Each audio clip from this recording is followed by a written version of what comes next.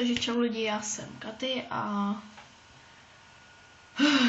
chci vám dneska v tady tom mobilním vlogu malinkým říct nebo ukázat jak na jump style třeba jen základní triky jako je basis, half twist, full twist, jo.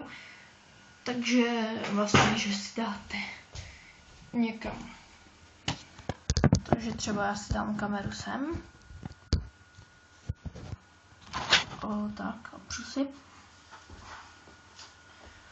Vy vlastně děláte jako, že vyskočíte a vykopnete jednou, po druhý, vyměníte nohu, dáte ji dozadu a skočíte.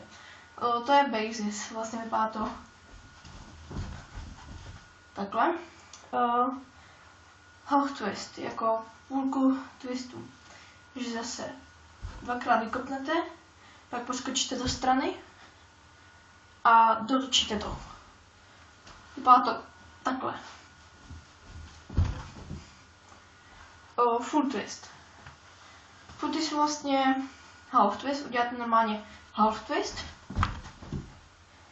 A teď ještě jednou se otočíte do strany a dotočíte to. Já nevím, jestli to mám jít dál. Asi vypadá to.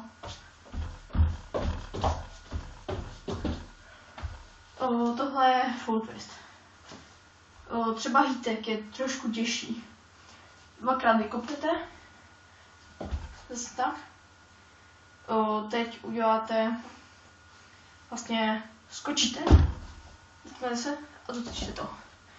Vypadá to nějak takhle.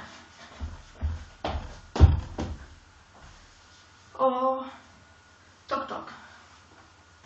Dvakrát vykopnete na stranu.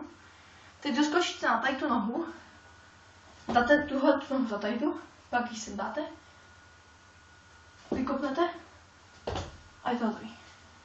Vypadá to nějak takhle.